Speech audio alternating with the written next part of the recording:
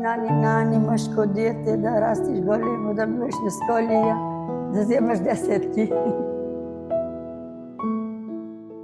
Në këta djep qindra vjeçar, gdhendur me dru që i bën sfidë kohës, e kanë nisur rrugtimin e jetës banorët e minoritetit Maqedonas në Pustec. Në çdo shtëpi të kësaj zone, djepi ruhet dhe trashëgohet me shenjë të ri, sepse shenjtërisht aty përkundet jeta e sapo lindur. Zëri i ëmbël dhe i buti nënës vjen si jehone një të shkuar e të largët, mbi të cilën ajo projekton vazhdimsinë kulturore dhe identitare të foshnjës që pret të rritet. Përmes ninullave të mësuara apo krijuara vet, nënat, bashkë me qumshtin, u mëkojnë të vegjëlve dhe përkatësinë e tyre etnike. Ky është djepi që rriteshin fëmijët.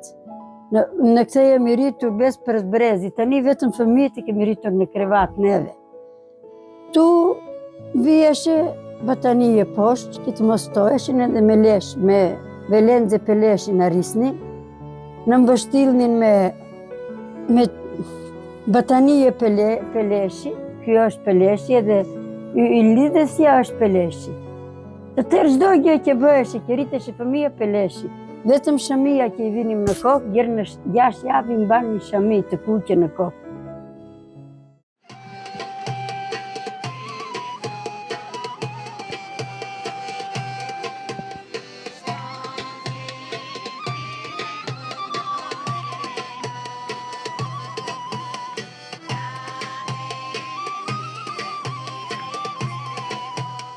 Mes magjepsi së kaltër të prespës së madhe, aty ku fshatrat rrethojnë me krah dashurie liçenin, minoriteti Maqedonas vazhdon të ruajë me dinjitet një traditë të pangjashme shpirtërore dhe kulturore prej Zanafillës. Përkatësia e këtij komuniteti vjen e ndërtuar mbi themele të fortë historie, duke frymuar në vargje këngësh, ritme hapash, melodinë e gjuhës së trashëguar dhe besimin e patjetërsuar. Në këtë hapësirë jo të madhe gjeografike, por të pamatshme shpirtërisht dhe kulturalisht, me kohën janë skalitur rregullat e bashkëjetesës së art, ku minoritarët janë integruar natyrshëm me popullsinë e shumicës, me të cilën ndajnë sfida, aspirata dhe perspektiva.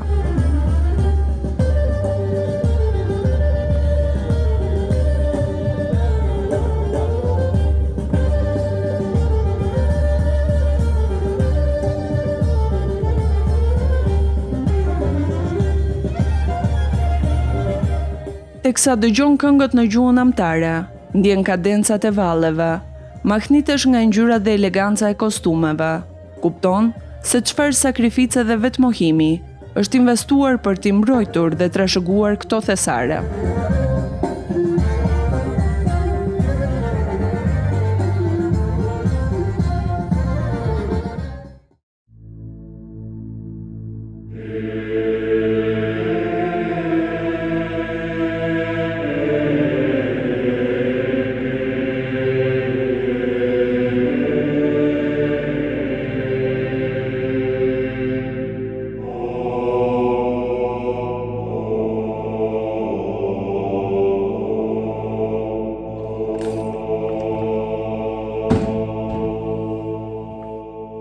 Traditat fetare të minoritetit Maqedonas janë një kumtë i fortë i identitetit etnik dhe nyjet hyjnore që mbajnë bashkë këta njerëz. Ato ruhen me përkushtim dhe janë bërë krenaria e çdo banori, duke bashkëshoqëruar momentet më të rëndësishme të jetës, nga lindja tek martesa, pagëzimi, festat dhe përkujtimet.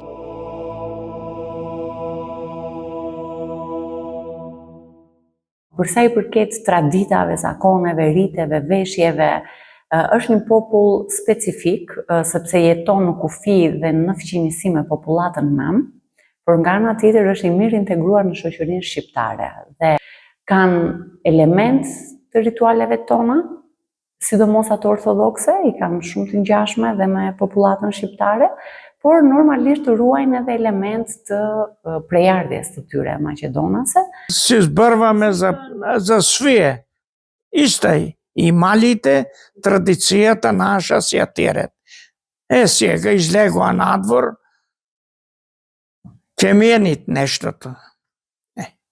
Ама со се то, си са тие ортодокси кај да одат, Maqedones, ortodoks.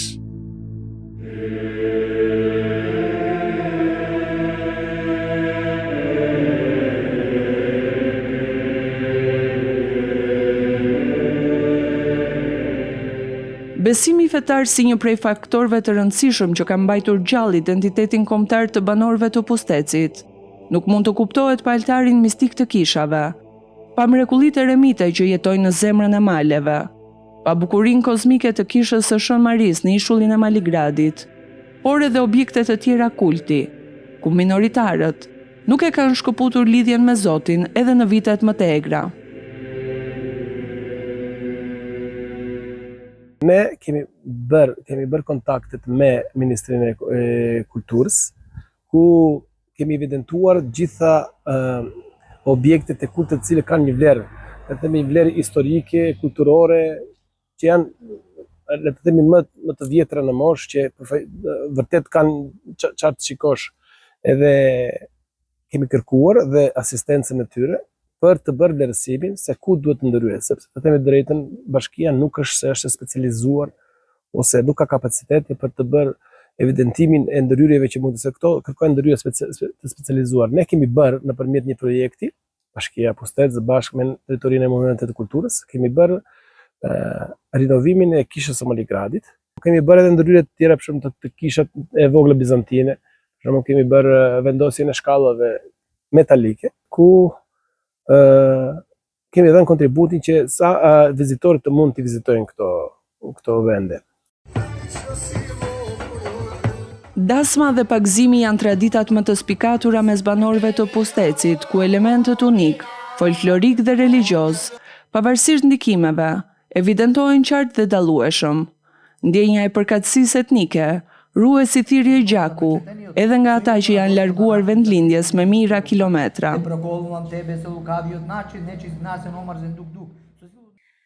Për sa i përket traditave, janë normalisht unik në atë që bëjnë, kanë traditat dasmat, i kanë komplet organizuara ndryshe nga ne, që të ritualet e ftesës që i çojnë kumbarin, mënyrën si e ftojnë kumbarin, ngjajnë tash me komunitetin tonë ortodoks, kanë ngjashmëri, por dallojnë dhe brenda ortodoksisë, dallojnë disa rite, për shembull të kurorëzimit të çifteve, pjesa grupmosha kur e preferojnë pagëzimin, për shembull e duan të foshnjat e vogla në periudhë të hershme të fëmijërisë, ndërsa ortodoksët korçar e kanë deri në 12 vjeç, pra e shtrin pjesën e pagëzimit. Kanë këtë pjesën kur hyn nusja te shtëpia, domethënë është një ritual që ndryshon nga popullata shqiptare.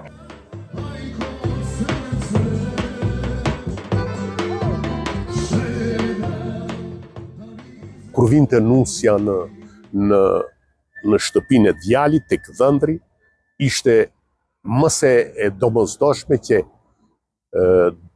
ditën e hënë e çonin buzë liqenit, me ato stomnat pedheu tradicionalisht e shoqëruar nga e motra, nga kusherinjt, e çonin në liqen për të mbushur ujë. Ose në ditën e dasmës, pasi nusja futeshe në shtëpi, e nxirrin përsëri në obor për ta parë gjithë fshati, gjithë katundarët, mund të themi, ose gjithë të afërmit për ta parë bukurinë, mirësjelljen, kulturën, se sa kjo ishte predispozuar për të qenë këtu në këtë familje.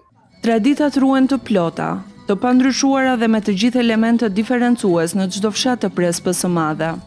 Por zhvillimet globale kanë lënë gjurmë në mënyrë të pashmangshme tek përshtatja kulturore e këtij minoriteti, tek i cili po bëhet gjithmonë dhe më sfidues, ruajtja e aseteve identitare të traditës.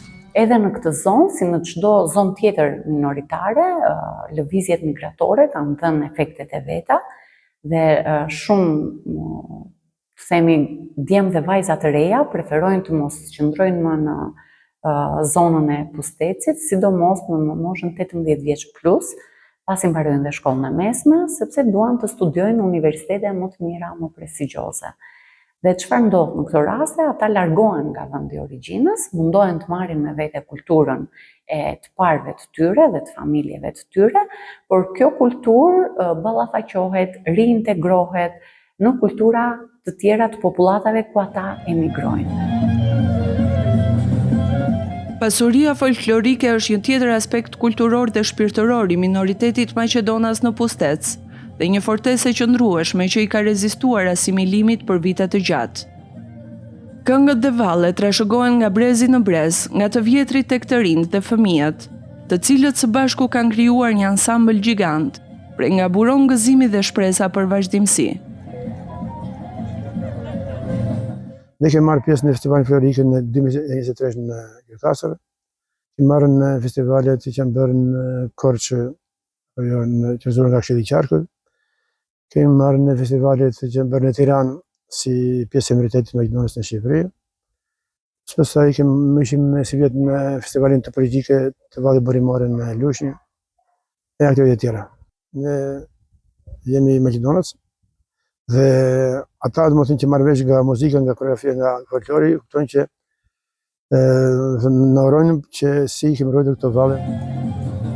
Dikur të gjithë banorët e fshatrave të Pustecit, burra dhe gra visheshin me kostume tradicionale edhe në përditshmëri, ndërsa sot ato vishen rrallë e më rrallë, kryesisht në gëzime familjare apo festa. Çdo fshat kishte veshjen e tij tipike, që e dallonte nga fshatrat e tjerë. Gratë që i kanë endur në vegël, janë kujdesur që kostumet të ruajnë ngjyrat, motivet, detajet dhe zbukurimet e veçanta, të cilat zbulojnë fijet e arta, me të cilat mbahet gjallë përkatësia etnike. Veshjet ndryshojnë shumë. Mënyra se si vishen i përshtatet klimës të zonës, sepse është një zonë malore, rrethuar mes malesh dhe në fund është fush grop, që është dhe liqeni. Kanë klimë të ftohtë realisht dhe kanë veshje tipike të cilat janë midis çitjanes dhe fustanellës, pra e përdorin të dyja të alternuara, të dyja njihen edhe në popullatën shqiptare, po të veshura veç e veç, ndërsa në presbigjem të veshura bashkë. Kanë kostumet e veta tradicionale me elemente të flamurit Maqedonas, që i kanë të shkrira brenda qëndistarisë dhe të gjitha atyre zbukurimeve që ju vendosen veshjeve popullore tradicionale, veshje që i kanë dhe në folkun shqiptar. Të them drejtën, më përpara ka qenë më mirë, domethënë ruajtja e këtyre traditave, qoftë në kohën para, le të themi, para 90-s, kur themi që grupet e atëre kooperativës bujqësore liqenas që ishte, merrnin pjesë tek festivali Gjirokastrës, duke u paraqitur me veshje shumë dinjitoze që përfaqësonin zonën e liqenasit në atë kohë, zona Pustecit sot, pjesa e bashkisë Pustec, ku ata merrnin pjesë me veshje, me tradita të zonës. Patjetër çdo familje, pothuajse çdo familje në atë kohë kishte zotëronte një kostum popullor, le të themi, që ndante ose mishëronte ato traditat të zonës, ku ne kemi dy lloj veshjes, është veshja e kallama, si do thesha, edhe pjesa e biglës që kishte Pusteci, diella si Shulini. Domethënë të tëra këto disa familje i ruajnë, i kanë. Gjithashtu edhe ne jemi përpjekur për të ruajtur këto traditat. Që t'i mbajmë të paktën, që t'i tregojmë edhe më të rinjve, ndoshta të rinjt nuk janë tërhequr shumë nga këto veshje, por kuptohet që kjo është një shumë e rëndësishme sepse përfaqësojnë atë kulturën ose pralën tonë si ka qenë dhe si është.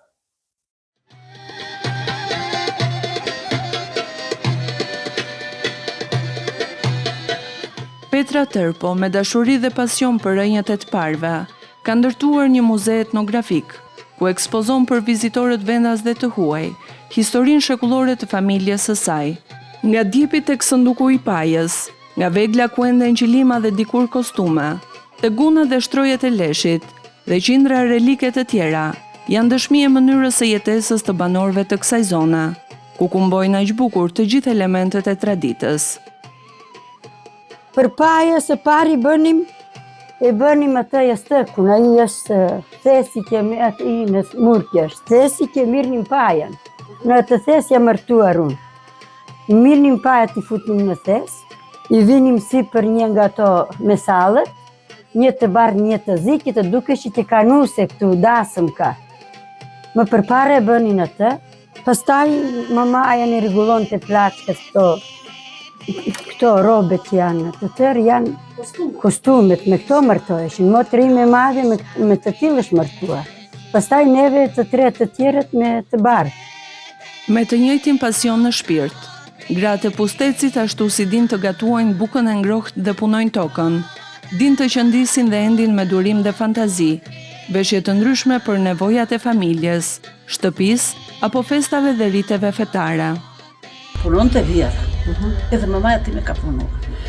Ajo dilte këtu në... Ke ndonjë qëllim të tregosh që ka parë të tregoj një sa që më ka. Dilte vjera këtu. Duqanet ku ishin apër, ajo dilte, unë i futja në vegar. Edhe më thoshe, kush e ka bërë këtë? Unë e kam bërë isës. Pse e bërë? E bërë të mësoj. Kur të jem unë, atë jo të jem, kur të esti, po vetë do të mësoj, dhe vetë të mësoj. Edhe më do të shumë. Edhe ajo, 2 vegër kemi bërë. Një kemi dhënë një mi kanë dhejnë në kodit, edhe një tjetër. Me kënë se ke edhe punoj, edhe vjeri thoshte, unë do të bëj vegër. Edhe më bërë, e kam në shtëpi. Nga duar të ashpra prej punës së vështirë, ato thurin motive të gëzuara me ngjyra të ngrohta, duke e zbukuruar përditshmërinë e zymt, me bardhësinë e shpirtit që nuk njeh perëndima. Çfarë lloj punimi është ky shtoba? Ky është punimi velenze quhet. Kjo e bëjmë kështu dhe shpinim në dërstil në Korç. Punohesh atje, edhe bëjmë 6-7 copë të tillë, edhe e qepni, edhe shpinim në dërstil në Korç, edhe bëhesh një levenze të madhe. Edhe mbulonim krevatet, flinim, me ato më përpara. S'kishin as organas, me këto flinim. Naprej imаше повече зигалища, повече имаше защото mladите blizu site. Gjuha maqedonase është një tjetër thesar që popullata e Pustecit e ruan me fanatizëm dhe për të cilën ka përjashtuar çdo kompromis, edhe pse ndikimi i lëvizjeve migratore është i pashmangshëm.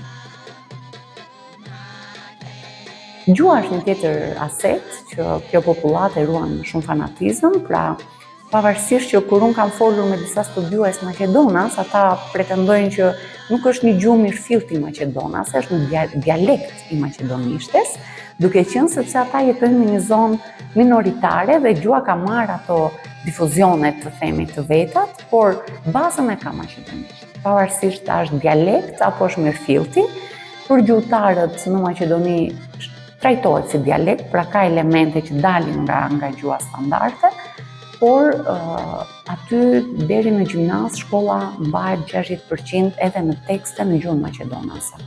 Dhe ky është një aset që ruan identitetin e kësaj popullate dhe nuk lejon asimilimin e plot. Nëse kemi një difuzion kulturor, pra kemi një marrjedhënie të elementeve kulturor dhe tek tuk vrehen, sidomos te banorët që jetojnë aty, sepse nëse do flasim për banorët që kanë ikur nga Prespa, ata janë asimiluar, madje edhe gjuhën shumë pak prej tyre e dinë. Arsimi mbetet një nga pikat e forta të këtij minoriteti thellësisht arsimdashës. Pavarësisht kushteve të vështira të mbijetesës, mbi 90% e popullsisë janë me arsim të lartë, ndërsa shkollimi vlerësohet si element integrimi brenda dhe jashtë vendit. Që nga lindja, ata mësojnë në shtëpi gjuhën e nënës, se me atë futen në shkollë. Këtu gjithashtu gjejnë ambiente të ngrohta, mësues që japin lëndën në gjuhën e nënës, me tekstin në gjuhën e nënës, kështu që s'ka asnjë lloj problemi për mësimin edhe ruajtjen e kësaj gjuhe. Zona e Prespës gjithmonë ka qenë arsimdhase, edhe 100% të gjithë fëmijët që mbarojnë, që lindën domethënë, regjistrohen në shkollë, mbarojnë shkollën e mesme, mund të mburren që 90% e atyre, mos them 100%, vazhdojnë në universitet. Mundohen që të ruajnë gjuhën, pavarësisht se aty ku janë larguar nuk ka shkollë në gjuhën anëtare, por që prapë në shtëpi besoj, ata flasin maqedonisht dhe fëmijët e tyre e ruajnë gjuhën. Mes të gjithë margaritarëve të Prespës së Madhe, shkëlqen me autoritet mitik, pena e shkrimtarit të madh Sterios Pase, gjeniu që lartësoi identitetin etnik të komunitetit të tij, duke i lënë letërsisë shqipe 11 vepra me peshë artistike dhe vlerë të përhershme. Gjithë ditën kam shëtitur buzliqenit. Një prehje e çuditshme kishte pushtuar zemrën time.